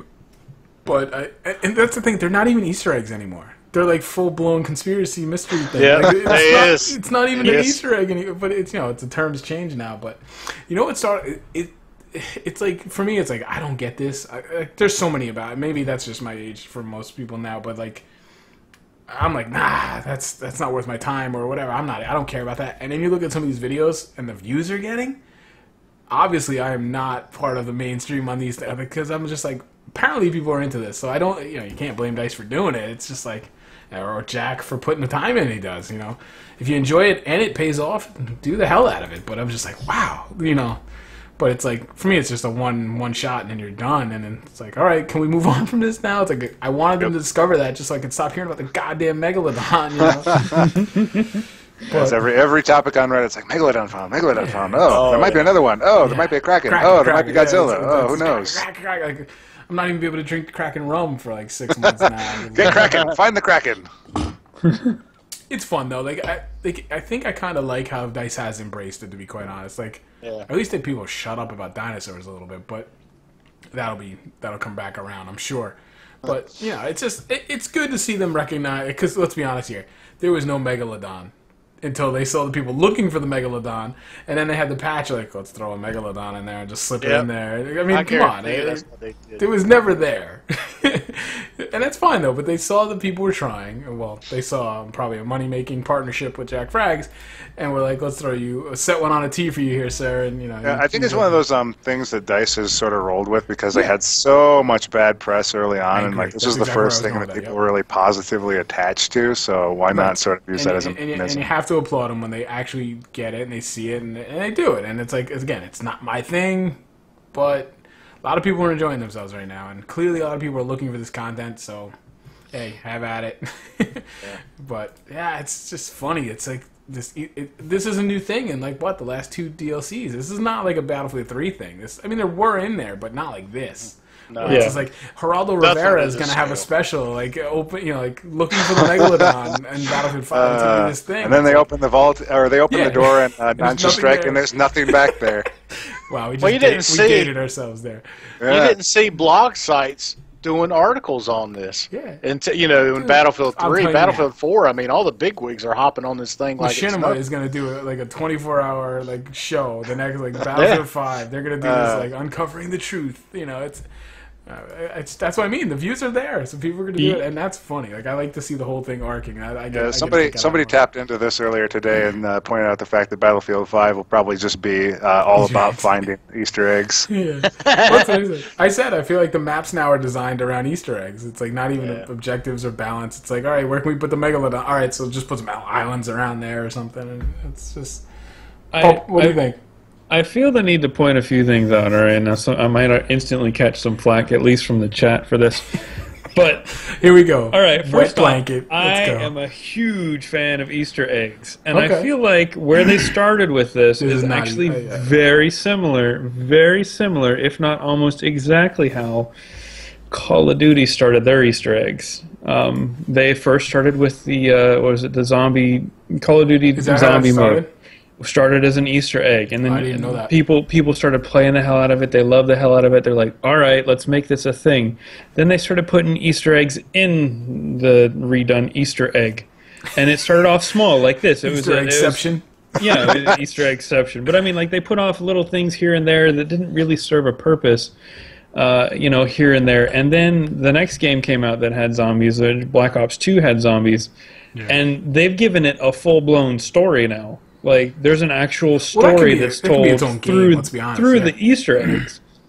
And to me, like, that was really neat how they did that. Because, like, when you play it and you're playing the game, it doesn't tell you about this. It just, you're off. Go. Do your thing.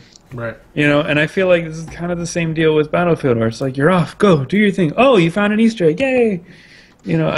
Why not tell a story with it? What harm could happen? If we get a Yeti expansion pack for Battlefield 4, that'll be pretty amazing. Also.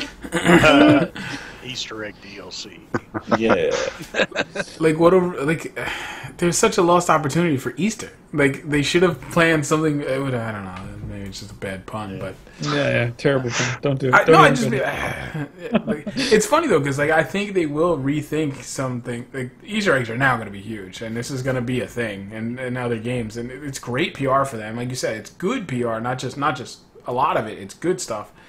And it's funny, you got guys making Twitter campaigns now, and like I said, I love conspiracy theories and stuff like this, but this to me is just like, I don't know, like I can't get invested in this for some reason, because I feel like there's people on the other side of the window just laughing at me, and they can change it on the fly. That's the thing. It's like, I don't know. I wonder how much of this is the DICE devs just messing with the audience. Yeah, they could put it. They could have put in a secret message and it just not pan out, and have people just follow it forever. Yeah, there's things like so obscure, like the whole thing. I don't know if you guys saw. Like, you got to get in, you got to listen to the radio, but you got to have like the certain dog tag on. Like, how the fuck did you figure that out? Honestly, really? There's how many dog tags? 100. Like, you just had to have the DICE appreciation dog tag on, and it played the DICE. It's like, somebody's tipping somebody off. Yeah, that's the other thing is there's information that could be passed along. There's all right, you look for it for a week. Maybe you should check this out. We'll nudge you in a certain whatever. People are enjoying it. I think honestly, with how many people are hunting through the code, though, surely it wouldn't be that hard to spot something out. Well, especially when you comment it out and say Easter egg info here. Or, I'm just saying. I mean, if you want to hide it, you can hide it. But that's fun. Like, people are having fun with it. That's my bottom line. Is like, not my thing, but just stay off my servers while you're doing it. So I think what we're going to do here, I don't know, we're going way longer than I thought we were going to do, but it's good discussion.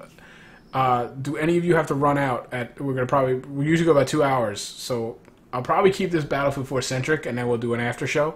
If you guys got to go, you're not obligated by any means. You're never obligated at all here. And we'll talk about the more general stuff after that. And that's where we'll have a part 2. It'll just be like I said, I have a couple random topics of gaming. We talk to chat. Because I have one more topic on Battlefield, which is Rush on CTE, which I don't have any experience with, but I've heard really good things, and I can probably wrap us right up to about 2 hours. So, Darth, I think you said you played some, right? Yeah, I've mostly been playing the last couple of weekends in Rush just because it's the new thing on CTE. Is it as good as people are making it sound? I mean, if you like, okay, so if you liked Rush in Battlefield 3, you might like Battlefield 4 CTE. Making some good changes to it. Mostly it's about map layout, giving cover, making it so that it's possible to win some of these maps that were before just completely impossible, or every map just had completely bizarre decisions. Like, I played Zavad. I haven't actually played Lockers yet, and I think that's the one I most want to try because that's the one I tried the most at the start of the game. And I was like, well, Battlefield 4's Rush is just completely broken, so I definitely want to try it on Lockers yet. But I've been enjoying the times I've been playing. Albeit the servers on CTE are all 32-player. I haven't seen a 64-player Rush yet, so I'm curious to see how that still plays out, because that's just been a mess from the get-go in Battlefield 4.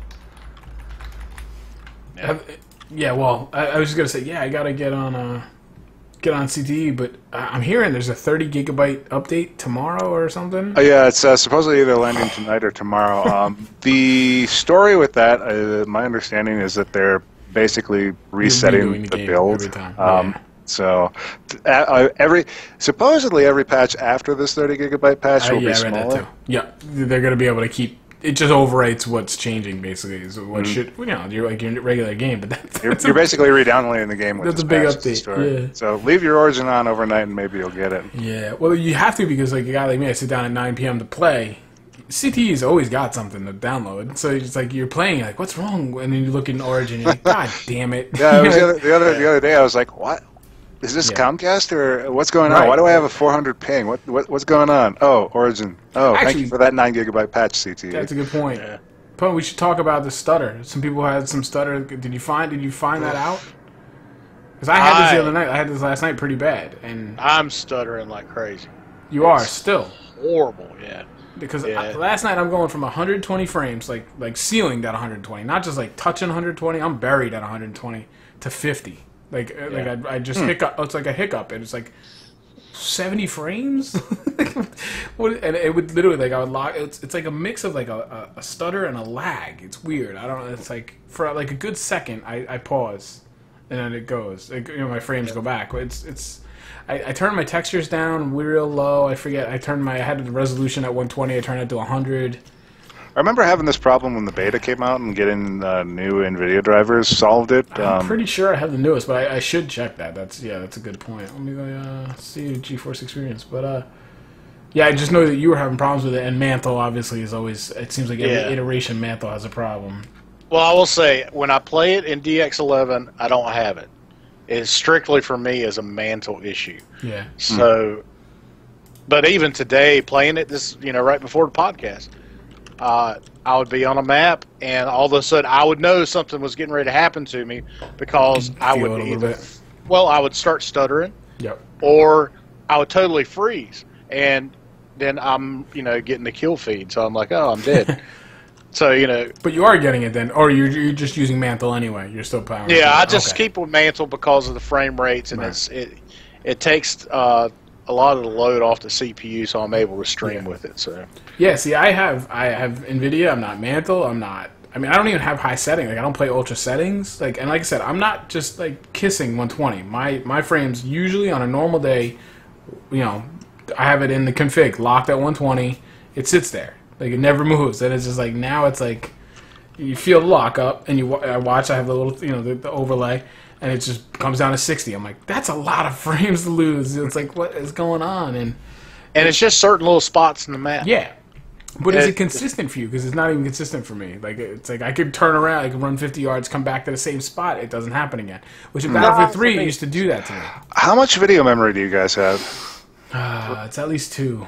It might be 2 I have 3 and a gig on mine. half. I'm not. Yeah, I want to say 2. I'm not even certain. I'd have to look. I wonder if it's like some stupidly huge texture that's loading in. some kind of Well, leak or something. well, there for a lot of people it is. They've definitely been able to replicate the texture issue with people that's typically having problems with NVIDIA. Some not optimized, but so that's why they tell you to turn the textures down. Probably. Yep. Yeah. Mm. Matter of fact, I think Tigger tweeted about it today that they're actually looking into the texture problem. That they have realized that it is an issue. Yeah, because So they that's said why to I turn it haven't to seen low. Because I always run low. Yeah. See, I I turn my never textures run- up. That's the one I have on Ultra. The one thing I have on Ultra. See, I don't run textures high. I keep them in either. Well, I don't keep them in ultra. I keep them in either medium or high. I might have had them on high too. Yeah, I Yeah. don't remember exactly. I think the only thing I run in ultra is mesh. I have to look. I That don't way know you off the can top of my head. see your Doritos at your max distance. Yeah. Oh, that was fun in Battlefield Vietnam when I first started playing that game. If you had your mesh turned down, people could shoot you from further than you could see them. So it's like, I'm being shot by ghosts. Yep, exactly. But yeah, Bad Company 2 is the greatest Battlefield ever. There had no problems. There was no issues with that game, right? They all had issues. Let's again, we're gonna wrap up for the last 15 minutes because we didn't have much to talk about in Rush. What's so I know Pun, you're on CTE, and Darth, you're on CTE. Puppy, I know you're not. You're just kind of hanging out. Let's talk about the HUD changes they're doing on CTE. Apparently, as far as I understand, the console guys are going to get this stuff at some point. But we did just see something today. Like, I'm going to bring this up, actually. I thought, and correct me if I'm wrong, I definitely feel like I read that they were going to say about a week, maybe 2 after this DLC, we were going to get the HUD changes, visual recoil, the triage. Now they're saying at least a month, which is kind of a bummer. I'm not going to lie. So it's going to be at least a month till we get that big patch. So yeah, that is a bummer. I would rather they do it right than get it out to us fast. Right, I do understand. I mean, we have that previous patch. We have the DLC. That brings its own issues. You don't want to open another can of worms. I get that, but I don't know. I want these things bad. I want this UI changes. I cannot wait for the ADS HUD fading. I think it's a good change the game. That's critical on some of these chain link maps, like especially on Propaganda, because it's just one long tunnel and there's just all that crap just sitting in the middle of your screen whenever you try to look down. The trans. Like, I haven't played it on CTE yet, so that's why I'm asking you guys. Gosh, It'll be. You can almost turn your friendly stuff off, right? I mean, you can. Yeah, you can hide whatever. They've added so many options. It's really amazing. It's such a simple. It's like it's obvious now, right? But. Oh yeah, it was a community suggestion like day one, I want to say. Yeah, it's overwhelming though when you look at the UI because there's so many different things that you can change. Yeah, okay. And so I mean, you're sitting there just kind of looking at it and you're going, "Well, damn, I got to try to figure out what I like and what I don't." Like, I want you to like make a good one, and then I just copy paste it into mine. It's like, is this better or is that better? Right. Is it this one or is it that one? Well, that's how I was about the whole sensitivity thing that they changed. I'm just like, I need to sit down on an empty server and figure this out. I can't do this when I actually want to get it and play right now. I just can't. Like, I just want someone to put, here's a good CFG. Just use this. Okay, I'm good. But yeah, I think the one thing that they have nailed in the CTE that they got right from the get-go when they installed it was the triage. Yeah, well, that's oh gosh, yes, that changed. The one thing that I have absolutely loved that I wish they would get in the retail side. Right, I don't understand why that didn't make it. I have time for 100 charge. I can actually sit here and do it. Oh, yeah. How frustrating is that? You could have gotten him, but you decided to be a nice guy because he's a little exposed. That honestly, that has been around since Battlefield 3. I remember seeing those images. So that again, you got to give them credit. They are actually doing some things. Mm-hmm. So, my dog scratching. Yeah, I don't know. So yeah, these are the big. Obviously, the tick rate were ones we wanted, right? I mean, that's the backbone. But UI and the visual recoil, or that's what it's called, right? Am I saying that right? Those are they also changed how suppression works on the CTE, which I'm less of a fan of. But the visual recoil is definitely, and the movement too. Mostly, I guess, specifically the acceleration, they're changing as well, or they're testing it. They did something with the ADS sensitivity. I think that's actually live No, now. it's the player movement. Oh. It's apparently they're gonna. Well, they changed the way the head glitch thing works when you get shot in the head. Yeah, and I'm it moving. makes you fall. Yeah, Yeah. which is great because that's so frustrating. Oh, Because yeah. when a guy's on a head glitch, you hit him and now you can't. Yeah, exactly. So like that one, I almost there's this immersion line. It's like a slider bar, immersion versus balance. They obviously got that a couple ticks the wrong way. That might have just been an art decision one day where it's like, yeah, I think that guy could move a little bit. It looks legit. It looks good, but yeah. See, my whole thing is this: is like head glitches are usually solved. Stop making things at y-axis. Like stop making things at this height that There's so much in this game where I'm like, did you guys not have a sheet that just says, don't make things this tall? Yeah, if it's going to be higher than this, it has to be at least this. Like, you can't be in between these two parameters. It's really pretty simple. I don't know. Or if you have a ledge, don't make the invisible collision this far away from it. Make it closer to here. Well, there's a lot of that on Dragons. Actually, I gotta say that's because it all destructs, and like the parking garage. We were doing it last night. Someone shoots an RPG at you. You're on the top of the thing breaks away. So you're like, this is great. I can shoot these people even better now. No, you can't. No, you can't. so we're kind of savvy Battlefield 4 guys. We know this. So I anticipated almost. Like, I'm like, I don't know if it's going to work. But that's the really terrible thing about hitting the invisible collision is that you give yourself away in the process. Yeah. I mean, I don't expect perfection, but these things persist and they annoy me. But yeah, I've heard they're doing player movement, mostly the accelerator. Like, you think about when you're prone and you jump up and go to run, it takes you so long, which I kind of like that part, but I'm up for like movement being a little faster. I hate how when a guy hits stairs, he just it's like he falls down, like it's like bogs out, like the stairs are made of mud. That drives me crazy. I'm trying to think of what else they said too.